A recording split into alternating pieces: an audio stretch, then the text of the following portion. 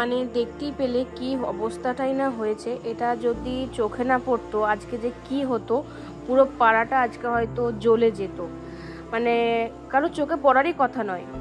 আর এটা মানে মা ভাগ্যিস দেখেছিল। মা একবার মানে বাইরে বেরোনোর কোনো কথাই নেই, মানে বলতে পারো ঠাকুর মাকে হয়তো বার করে এনেছে বাইরে, সেই জন্য মা হঠাৎ করে বাইরে জাস্ট বেরোলো। মা ঘরে বসেই ছিল, দেন মনে হলো যে একবার বাইরে বেরোয়। তো বাইরে যখন বেরোচ্ছে তখন দেখছে কিনা এদিকে তাকিয়ে যে সব কিছু একদম দাবানলের মতো জ্বলছে। আমি তোমাদেরকে তো ওটা ঠিক করে দেখাতেই পারলাম না যে আগুনটা কতটা মানে জ্বলছিল, কতটা ধরে গেছিল। আমি তো অনেকক্ষণ পরে বেরিয়ে এসছি, আমি তো ঘুমাচ্ছিলাম সকালবেলা। তো মা এত চেঁচাচ্ছিল, সবাই এত চেঁচামেচি করছে, মা সবাইকে ডেকেছে। তারপরে আমাদের গোয়ালঘরটা তো পুরোটাই জ্বলে যাচ্ছিলো, একদম পেছনটা যদি অ্যাসবেস্টাসগুলো যদি ধরে যেত না, সব ফুটে ফাটে একদম যাচ্ছে তাই অবস্থা হয়ে যেত। আর গোয়াল ঘরটা তো পুরো একদম শেষ হয়ে যেত। গরু টরুগুলো আমাদের কাকিমাদের ওই পাশে পুরো মানে এখন তো সব দেখলো এতটাই রোদ যে সব কিছু শুকিয়ে গেছে, তো একবার ধরে গেলে সব কিছু ধরে যাবে। মানে দেখতে পাচ্ছ পেছনের এই যে গাছগুলো না সব পুড়ে গেছে, সব সব আগুনে পুড়ছে। দেখতে পাচ্ছ গোয়াল ঘরের পেছনটা একদম ঝাঁঝা খাঁকা হয়ে গেছে।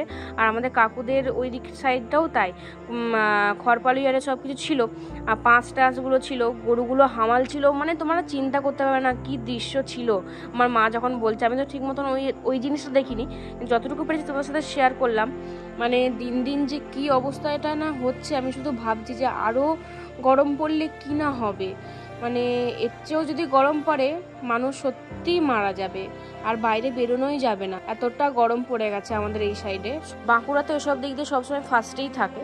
আর এই ভিডিওটা করা বা ছাড়া আমার একটাই উদ্দেশ্য, তোমাদেরকে সাবধান করা, তোমাদেরকে সতর্ক করা। তো যাই হোক তোমরা সবাই সাবধানে থেকো, গাছ বেশি বেশি করে লাগাও, জল দাও, এটাই বলবো।